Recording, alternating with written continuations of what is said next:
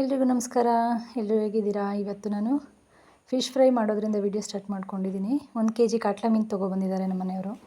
ಹೊಳೆ ಸೈಡೆಲ್ಲ ಹಿಡಿತಾ ಇದ್ದಾರೆ, ಆದರೆ ನಮಗೆ ಅಲ್ಲಿ ಮೀನು ಸಿಕ್ಕಿಲ್ಲ. ಸಿಕ್ಕೋವೆಲ್ಲ ಮುರುಗೋಡು ಮೀನು ಸಿಗ್ತಿದೆ. ಅದು ಬೇಡ ಅಂದ್ಬಿಟ್ಟು ಕಾಟ್ಲಾ ಮೀನು ತರಿಸಿದ್ದೆ ನಾನು ಪೇಟೆಯಿಂದ. ತುಂಬ ಚೆನ್ನಾಗಿತ್ತು. ಸಂಜೆ ಟೈಮ್ ಆದ್ರೂ ಫ್ರೆಶ್ ಆಗಿ ಇತ್ತು ಮೀನು.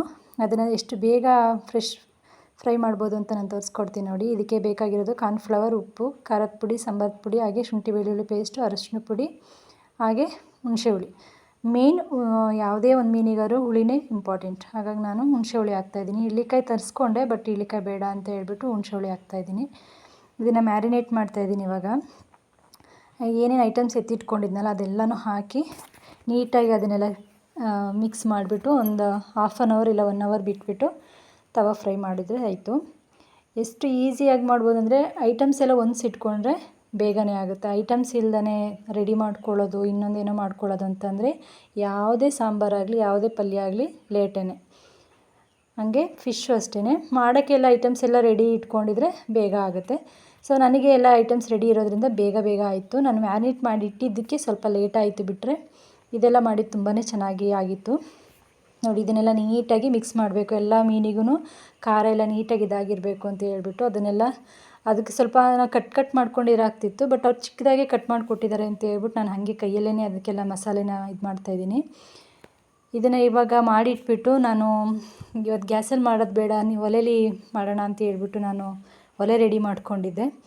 ನಾನು ಇದನ್ನೆಲ್ಲ ಮುಗಿಸೋ ಅಷ್ಟೊತ್ತಿಗೆ ನಮ್ಮ ಮನೆಯವ್ರು ಸ್ವಲ್ಪ ಸೌದೆ ತಂದು ಹಾಕಿ ಬೆಂಕಿ ಹಚ್ಚಿದ್ರು. ಅದನ್ನು ನೋಡ್ಕೊಂಬರೋಣ ಬನ್ನಿ, ಹೇಗೆ ಅದನ್ನು ಬೆಂಕಿ ಹಾಕಿಟ್ಟಿದ್ದಾರೆ ಅಂತ ಹೇಳ್ಬಿಟ್ಟು. ಇಷ್ಟು ಮಾಡಿದರು. ಸ್ವಲ್ಪ ಕೆಂಡ ಬಿದ್ದಿರಲಿ ಆಮೇಲೆ ಇಡೋಣ ಅಂತ ಹೇಳಿದ್ದೆ ನಾನು. ಅದಾದಮೇಲೆ ಕರೆಂಟೇ ಹೋಗ್ಬಿಡ್ತು. ಎಷ್ಟು ಬೇಜಾರಾಯಿತು ಅಂದರೆ, ಎಷ್ಟು ಚೆನ್ನಾಗಿ ವಿಡಿಯೋ ಮಾಡ್ಕೋತಾ ಇದ್ದೆ, ಕರೆಂಟೇ ಹೋಗ್ಬಿಡ್ತಲ್ಲ ಅಂತ ಹೇಳ್ಬಿಟ್ಟು ಆಗ ಟಾರ್ಚ್ ಇಟ್ಕೊಂಡು ಮೀನು ಬೇಯಿಸಿದ್ದಾಯಿತು. ಏನು ಸ್ವಲ್ಪ ಹೆಲ್ಪ್ ಮಾಡ್ತಾರೆ ಬಿಟ್ಟರೆ ಇದಕ್ಕೆಲ್ಲ ಬಂದು ಕೂತ್ಕೊಳ್ಳೋದು ಅದೇನು ಮಾಡಲ್ಲ ನಮ್ಮ ಮನೆಯವರು. ಹಾಗೆ ಒಬ್ಬಳೇ ಕೂತ್ಕೊಂಡು ಫಿಶ್ ಎಲ್ಲನೂ ಬೇಯಿಸಿದ್ದೇ ಆಯಿತು. 9:30 ಆಗೋಯಿತು ಮಾಡೋ ಅಷ್ಟೊತ್ತಿಗೆ. ಕರೆಂಟ್ ಮಾತ್ರ ಬರಲೇ ಇಲ್ಲ. ಮಳೆಗಾಲ ಟೈಮಲ್ಲಿ ಇದೊಂದು ಹಿಂಸೆ ಎಲ್ಲ ಕರೆಂಟಿಂದ ಎಲ್ಲ ಕಡೆನೂ. ಹಾಗೆ ಏನೂ ಮಾಡೋಕ್ಕಾಗಲ್ಲ, ಅಡ್ಜಸ್ಟ್ ಮಾಡ್ಕೊಳ್ಳೋಣ ಅಂತ ಹೇಳಿ ಒಲೆ ಹತ್ರ ಮಾಡ್ತಾಯಿದ್ದೆ ನಾನು. ನನಗಂತೂ ಫಿಶ್ ಫ್ರೈ ಈ ಥರ ಒಲೆಯಲ್ಲಿ ಮಾಡ್ಕೊಳ್ಳೋದು ನಂಗೆ ತುಂಬಾ ಇಷ್ಟ. ತವಾ ಫ್ರೈ ಮಾಡ್ಕೊಳ್ಳೋದು ತುಂಬಾ ಚೆನ್ನಾಗಿರುತ್ತೆ. ಎಣ್ಣೆಗೆ ಹಾಕೋದು, ಕಬಾಬ್ ಮಾಡೋದಕ್ಕಿಂತ ಈ ಫಿಶ್ ಈ ಥರ ಮಾಡ್ಕೊಳ್ಳೋದು ತುಂಬ ಚೆನ್ನಾಗಿರುತ್ತೆ. ಈ ಬೇಗ ಆಗೋಂಥ ರೆಸಿಪಿ ಮೀನಿಂದು ನೋಡಿ. ಕೊನೆಗೆ ಇಷ್ಟ ಆಯಿತು. ಇದನ್ನೆಲ್ಲ ಮುಗಿಸಿ ನಾನು ಮನೆಗೆ ಹೋಗಿ ಊಟ ಮಾಡಿ ಮಲಗೋ ಅಷ್ಟೊತ್ತಿಗೆ ಆಗೋಯಿತು. 9:30 ಆಗೋಯಿತು ಒಳಗಡೆ ಹೋಗೋಷ್ಟೊತ್ತಿಗೆ.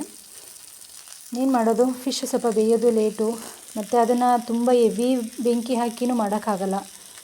ಅದು ಬೇಗ ಸೀದ್ಬಿಡುತ್ತಾಗ ಮೀನು ಬೆಂದಿರಲ್ಲ. ಅದನ್ನು ಒಂದು ಹದದಲ್ಲೇ ಬೇಯಿಸಬೇಕು. ಅದನ್ನೆಲ್ಲ ಮುಗಿಸಿ ನಮ್ಮ ಮನೆಯವ್ರು ಮಲಗಿದ್ರು, ಅವ್ರನ್ನ ಎಬ್ಬಿಸಿ ಅವ್ರಿಗೆ ಊಟ ಕೊಟ್ಟು ಅವ್ರು ಅದನ್ನು ತಿಂದು ತುಂಬ ಚೆನ್ನಾಗಿದೆ ಅಂತ ಹೇಳಿದರು. ವಿಡಿಯೋ ಇಷ್ಟ ಆದರೆ ಒಂದು ಲೈಕ್ ಮಾಡಿ. Thank you.